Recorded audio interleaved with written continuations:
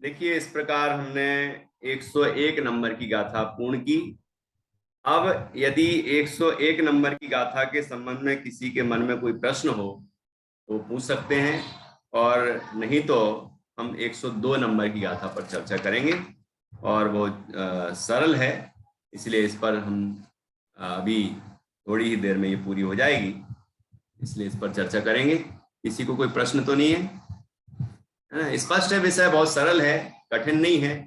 निश्चय काल, काल द्रव्य को कहा गया है, जिसका वर्तना लक्षण है ना। और व्यवहार काल समय, घड़ी, घंटा, महीना, वर्ष इत्यादि रूप व्यवहार काल, उसको पर्याय रूप को व्यवहार काल कहा गया है, पर्याय रूप विशेष को।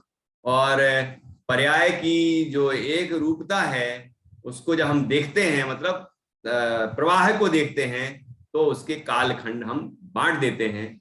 उसका हम इस तरह कथन करते हैं कि इतने समय हुए, इतने आवली हो गई, निमेष हो गया, है ना, महीना, वर्ष इत्यादि हो गए, एक पल्योपम हो गया, सागरोपम हो गया इत्यादि, एक युग बीत गया, ऐसा हम कथन करते हैं।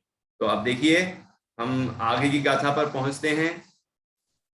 काल के द्रव्यपने का विधान तथा अस्तिकाय पने का निषेध।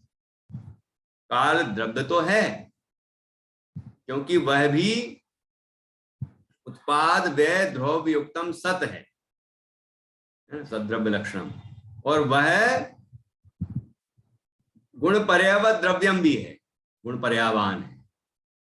ठीक है, तो इसलिए वह द्रव्य है, अस्तिकाय नहीं। क्यों नहीं है अस्तिकाय? ये चर्चा पहले भी आई थी। क्योंकि वह बहुप्रदेशी नहीं है। बहुप्रदेशी क्यों नहीं है? बहुत प्रदेश वाला क्यों नहीं है?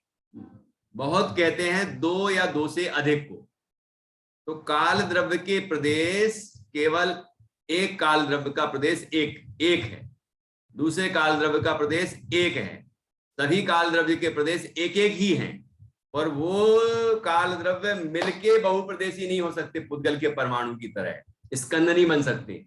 वो हमेशा अनादि अनंत जहां स्थित हैं वहीं स्थित रहते हैं, और बगल के कालाणु द्रव्य में भी नहीं चिपकते। ऐसे वो रत्नों की राशि का उदाहरण दिया है। ठीक है, इसलिए वो बहुप्रदेशी कभी नहीं हो सकते, इसलिए वो अस्तिकाय नहीं हो सकते। जो अस्थि भी हो और काय भी हो, काय का अर्थ है बहुप्रदेशी, तो वो अस्तिकाय होता है। तो यहां पर 102वीं गाथा में काल द्रव्य के द्रव्यत्व का तो समर्थन किया है, प्रतिपादन किया है कि द्रव्य है वो, लेकिन वह अस्तिकाय है ऐसा निषेध किया है, अस्तिकाय पने का उसमें निषेध किया है। तो ये चर्चा हम करते हैं। देखिए,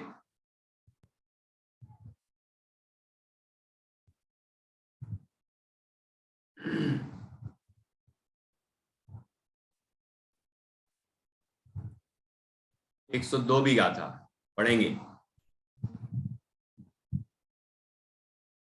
एदे काला गासा, एदे काला गासा, धम्मा धम्माय पुग्गला जीवा। देखो, सब में बहुवचन का प्रयोग। एदे काला गासा, धम्मा धम्माय पुग्गला जीवा। लभन्ति लभन्ति दव्य सर्णम, लभन्ति दव्य सर्णम, कालस्य दुणत्तिकायतम, कालस्य दुणत्तिकायतम। एदे कालागासा, धम्मा धम्माय पुग्गला जीवा, लभन्ति दव्य सर्णम, कालस्य दुणत्तिकायतम। एदे, ये काल, आकाश, ठीक है, काल द्रव्य, आकाश द्रव्य। यहां पर काला कासे है ना, काला गासे, तो आकाशम आकाशे, तो द्विवचन का प्रयोग किया, क्योंकि दो द्रव्यों को समास करके और फिर उसके वचन बनाए हैं। तो दो है ये द्रव्य, है ना। तो काल और आकाश, ये दो द्रव्य हो गए। धम्मा धम्मा, तो यहां भी द्विवचन का प्रयोग है। मैंने कहा कि सारे जगह बहुवचन है, सब जगह नहीं है, पुग्गला और जीवा में जरूर है। तो यहाँ धम्म धर्म द्रव्य एक होता है और अधर्म द्रव्य भी एक होता है, और दोनों को एक साथ बोला है तो द्विवचन का प्रयोग कर दिया गया है। देखो धर्मा धर्मौ संस्कृत में लिखा है। तो ये धर्म द्रव्य और अधर्म द्रव्य है ना। तो काल द्रव्य और आकाश द्रव्य और धर्म द्रव्य और अधर्म द्रव्य। पुद्गला जीवा, यहां बहुवचन है, पुद्गल और जीव, ठीक है। क्या है ये? लभंती द्रव्य सर्णम, द्रव्य संज्ञा को प्राप्त होते हैं। लभंती मतलब प्राप्त करते हैं, द्रव्य संज्ञा को प्राप्त करते हैं। संज्ञा मतलब नाम, मतलब ये सब द्रव्य हैं। कितने हो गए? काल, देखो सबसे पहले काल द्रव्य लिखा, क्योंकि अभी तक तो 5 द्रव्यों की चर्चा आई, तो कोई ये ना समझ ले कि काल द्रव्य द्रव्य नहीं है ना। तो पहले नंबर लिखा कि काल द्रव्य है, आकाश द्रव्य है, धर्म द्रव्य है, अधर्म द्रव्य है, पुद्गल द्रव्य है और जीव द्रव्य है। ये कितने द्रव्य हो गए? 6 द्रव्य हैं। जाति अपेक्षा 6, संख्या अपेक्षा अनंत, ठीक है। जीव अनंत अनंत हैं, पुद्गल अनंत अनंत हैं, धर्म द्रव्य 1, अधर्म द्रव्य 1, आकाश द्रव्य 1 और काल द्रव्य लोक प्रमाण असंख्यात है, ठीक है। तो सब मिला के अनंत अनंत हो गए। तो ये सब द्रव्य संज्ञा को प्राप्त होते हैं, इनका नाम है द्रव्य। ये सभी द्रव्य हैं। कालस्य दु णत्थि कायतम, लेकिन इनमें से जो काल द्रव्य है, काल द्रव्य के दुनत्थि कायतम, कायतम नत्थि, कायपना नत्थि अर्थात नहीं है, उसके कायपना नहीं है, कायत्व तो नहीं है वो उसके। क्यों नहीं है? क्योंकि वो बहुप्रदेशी नहीं है, ठीक है। अब देखिए, हम पहले नीचे अन्वयार्थ पढ़ते हैं और फिर टीका पढ़ेंगे। फिर बहुत सरल है, अब भी हो जाएगी। देखिए अन्वयार्थ, यह है काल आकाश, धर्म अधर्म, पुद्गल और जीव सब द्रव्य संज्ञा को प्राप्त करते हैं, परंतु काल को कायपना नहीं है, ठीक है। अब देखिए ठीक है, संस्कृत का नीचे हिंदी अनुवाद है और एक काल द्रव्य के वर्णन की अंतिम गाथा है। कोई पढ़ना चाहे तो पढ़ सकते हैं, नहीं तो मैं पढ़ता हूं।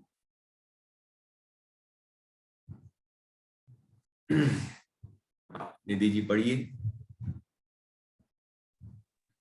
टीका, यह काल को द्रव्यपने के विधान का और अस्तिकायपने के निषेध का कथन है।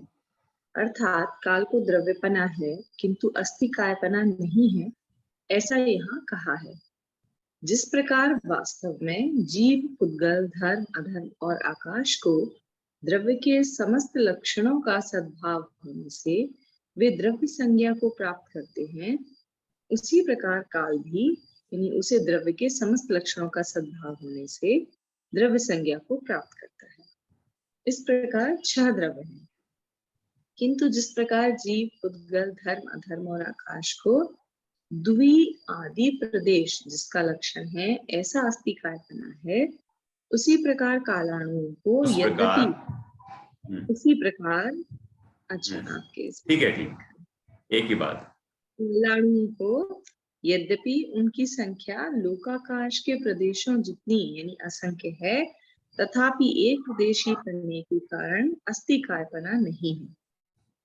और ऐसा होने से ही, अर्थात काल अस्तिकाय न होने से ही यहाँ पंचास्तिकाय के प्रकरण में मुख्यतः काल का कथन नहीं किया गया है, परंतु जीव पुद्गलों के परिणाम द्वारा जो ज्ञात होता है, मपता है, ऐसी उसकी पर्यायन होने से तथा जीव पुद्गलों के परिणाम की अन्यथा अनुपत्ति द्वारा जिसका अनुमान होता है, ऐसा वह द्रव्य होने से उसे यहाँ अंतर्भूत किया गया है।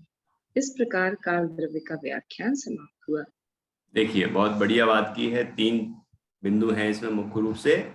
पहला कि जिस प्रकार वास्तव में जीव, पुद्गल, धर्म, अधर्म और आकाश को द्रव्य के समस्त लक्षणों का सद्भाव होने से वे द्रव्य संज्ञा को प्राप्त होते हैं, उसी प्रकार काल भी, अर्थात उसे द्रव्य के समस्त लक्षणों का सद्भाव होने से द्रव्य संज्ञा को प्राप्त करता है। अब द्रव्य के कौन कौन से लक्षण होते हैं, कौन बताएगा? नित्या। द्रव्य के कौन कौन से लक्षण होते हैं?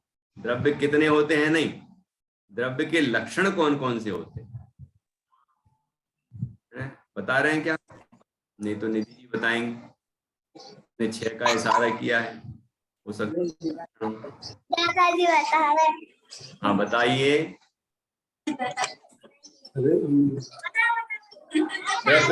द्रव्य के लक्षण कौन कौन से हैं? और अभी अभी दोहराया था मैंने।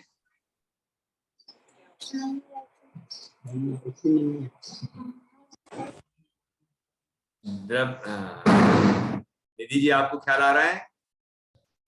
हाँ बोलिए। जब मैंने 6 का इशारा किया था तो वो 6 सामान्य गुण मेरे ख्याल में आए थे। अच्छा अच्छा, ठीक है। हाँ, लेकिन अभी उत्पाद, व्यय, द्रव्य लक्षण है द्रव्य का, गुण पर्यायवत है द्रव्य, और तीसरा है सद्रव्य लक्षण, मतलब द्रव्य की सत्ता है। ऐसे 3 लक्षणों से द्रव्य की सिद्धि होती है। ठीक है ठीक है। तो ये भैया 6 सामान्य लक्षण नहीं घटाएंगे? 6 भी आ गए ना गुण पर्यायवान में। हाँ गुण पर्यायवान में अंदर आ गए उसके 6 सामान्य सभी गुण आ गए। तो अब आपने 3 क्यों गिनाए? देखो, सद्रव्य लक्षणम कहो या उत्पाद व द्रव्य युक्तम सत कहो, एक ही बात हो गई। हाँ, बात एक ही है। और गुण पर्यायवत द्रव्यम कहा तो वो दूसरी अलग बात हो गई। तो 2 हो गए ना, 3 क्यों गए? फिर से कहिए भैया, पकड़ में नहीं आई मेरी ये बात। आपने कहा कि सद्रव्य लक्षणम, उत्पाद द्रव्य युक्तम सत और गुण पर्यायवत द्रव्यम, 2 हुई ये बात। तो 2 हो गई ना। उत्पाद व द्रव्य सत और सद्रव्य लक्षणम 1 हो गया। एक ही बात है। हाँ। और गुण पर्यायवत द्रव्यम, हाँ, ये दूसरी बात है। हाँ, लेकिन आपने कहा वो भी सही है। क्यों सही है? क्योंकि खुद प्रारंभ में ये तीनों बात है ना। आप ऐसा कह सकती थी कि यद्यपि आप ठीक कह रहे हैं, तथापि आचार्य ने तीनों लक्षण गिनाए, है ना। तो उत्पाद व द्रव्य उत्तम सत और सद्रव्य लक्षण का एक ही अर्थ है।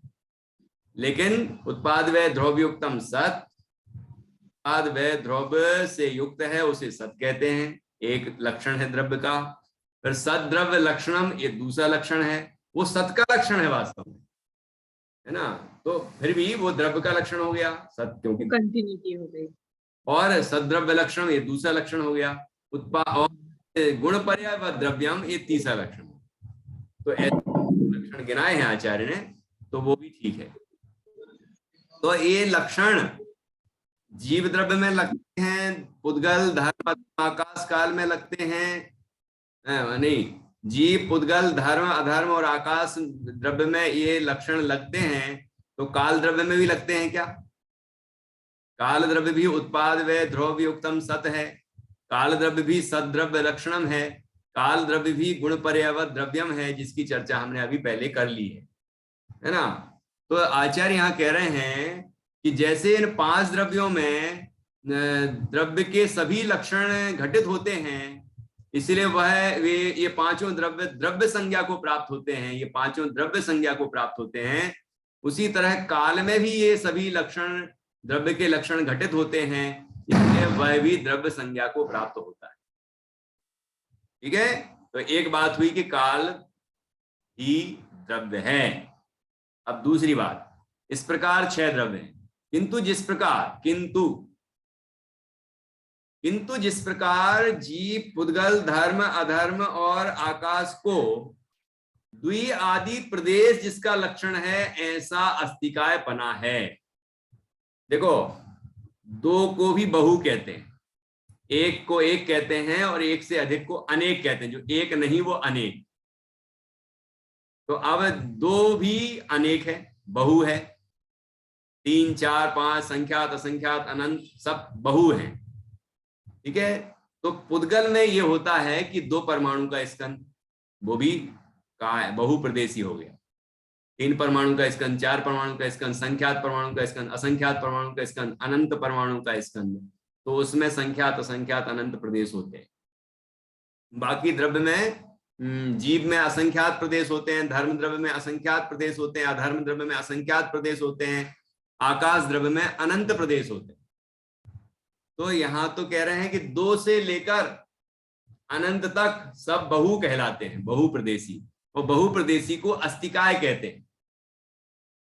तो आचार्य कहते हैं इन 5 द्रव्यों को जिस प्रकार द्वि आदि प्रदेश जिसका लक्षण है ऐसा अस्तिकाय पना है, उस प्रकार कालाणुओं को, मतलब काल द्रव्यों को, जो पूरे 3 लोक में लोक प्रमाण असंख्यात की संख्या में है, एक प्रदेश पर एक कालाणु द्रव्य स्थित है, वो हमेशा एक एक प्रदेशी ही रहते हैं, है ना। तो यद्यपि उनकी संख्या लोकाकाश के प्रदेशों जितनी असंख्य है, तथापि एक प्रदेशी पने के कारण अस्तिकाय पना नहीं है। दूसरी बात हो गई काल द्रव्य के संबंध में। ठीक है। तीसरी बात, और ऐसा होने से ही, और उसमें द्रव्यपना है लेकिन अस्तिकायपना नहीं है, ऐसा होने से ही, अर्थात काल अस्तिकाय न होने से ही यहाँ पंचास्तिकाय के प्रकरण में मुख्य रूप से काल का कथन नहीं किया गया है। या काल का कथन तो किया है, इसलिए आचार्य ने एक शब्द डाला, मुख्य रूप से नहीं किया, क्योंकि वो अस्तिकाय नहीं है।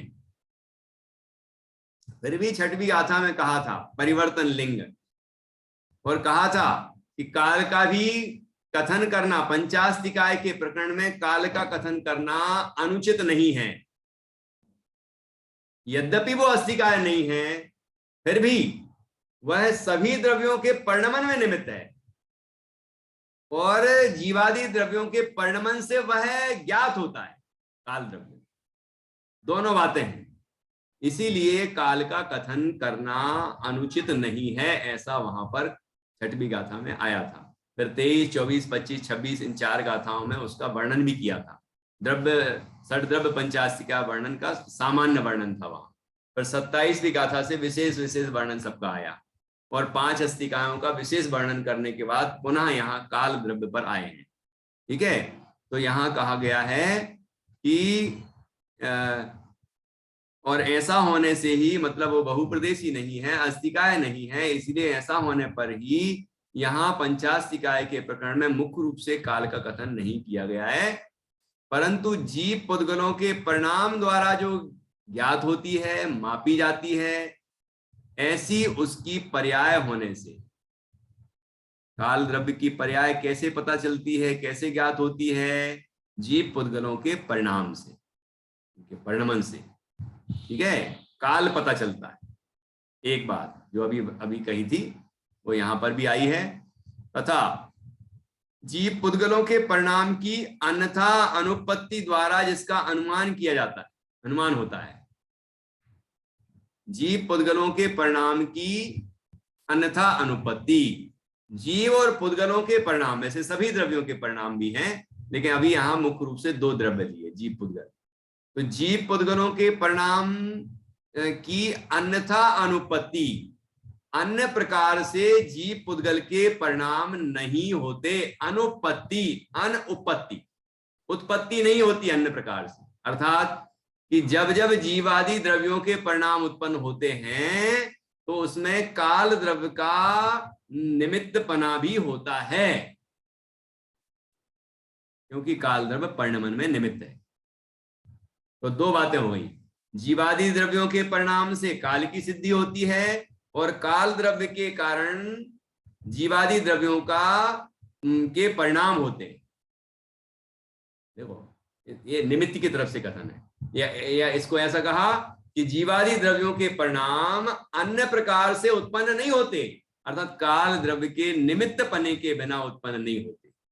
जब जब उत्पन्न होते हैं तो काल द्रव्य का निमित्त पना भी होता है, काल द्रव्य पर आरोप आता है, काल द्रव्य परिणमन में निमित्त है ना। इसलिए सभी द्रव्यों के परिणमन में काल द्रव्य की निमित्तता निश्चित होती है, कही जाती है। जिस इस प्रकार से यहाँ कहा कि जीव पुद्गलों के परिणाम द्वारा जो ज्ञात होती है, मापी जाती है, ऐसी उसकी पर्याय होने से, तथा जीव पुद्गलों के परिणाम की अन्यथा अनुपत्ति द्वारा जिसका अनुमान होता है, ऐसा वह द्रव्य होने से उसे यहाँ अंतर्भूत किया गया है, यहाँ शामिल किया गया है, उसका वर्णन किया गया है यहाँ पर। ठीक है ना। इस प्रकार काल द्रव्य का व्याख्यान समाप्त हुआ। ऐसे यहाँ काल द्रव्य की सुंदर चर्चा की गई है। अब इसके बाद 103 और 104 ये दो गाथाएं और इस अधिकार की बाकी हैं। तो 103वीं गाथा में पंचास्तिकाय के अवबोध का फल, पंचास्तिकाय का ज्ञान होने से क्या लाभ है, क्या फल प्राप्त होता है, और पंचास्तिकाय के वर्णन का पंचास्तिकाय वर्णन के कथन का उपसंहार किया गया है, मतलब कंक्लूजन की गाथा है ये। ठीक है, फल और कंक्लूजन, उपसंहार।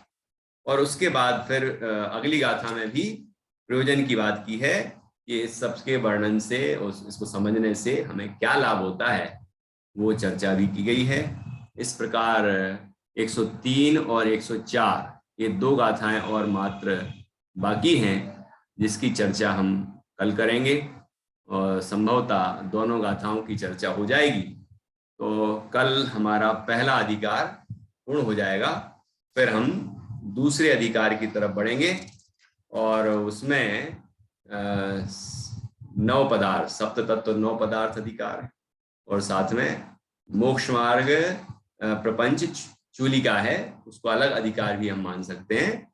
इस तरह आगे आगे क्रमशः चर्चा आएगी। बहुत सुंदर चर्चा है। अब हम आज की बात को यहाँ पूर्ण करते हैं। किसी को कोई प्रश्न हो तो पूछ सकते हैं, और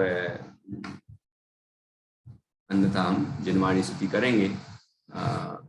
नित्या की मम्मी कुछ पूछ रही हैं, तो क्या पूछ रही हैं? पूछ रही नहीं है, बता रही हैं? नहीं, बता भी नहीं रही। जिनवाणी स्तुति बोल रही।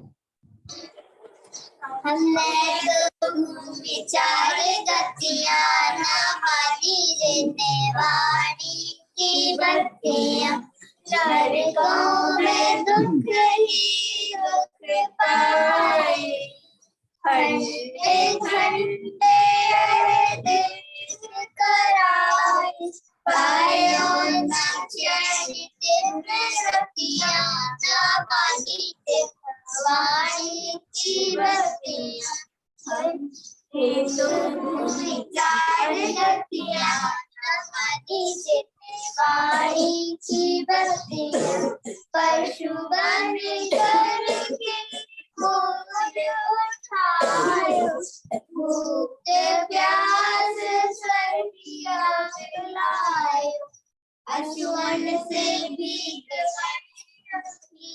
न मानी जितने वाणी की बत्तियां, हमने तो विचार गतियां न मानी जितने वाणी की बत्तियां, जब दुर्लभ चेतन पायो, आया में बिसरायो, लीनी न अपनी सुरतियां न मानी जितने वाणी की बत्तियां, हमने तो विचार गतियां न मानी जितने वाणी की बत्तियां, उदय से सूर्य गति पाई, मरण समय माता मुरझाई, मर के फिर वह पेड़ पत्तियां न मानी जितने वाणी की बत्तियां, हमने तो विचार गतियां पानी की बिन सम्य के मातन भाई अपने को पहचान पुराण सतगुरु की मानो सुमतियां नीचे वाणी की बत्ती हमने तो विचार गतियां नीचे वाणी की बत्ती। बोलो द्वादशांग निर्माणी माता की जय। जय। महान जिन धर्म की जय। सभी 9 बार नमो कामन के माध्यम से स्मरण करें।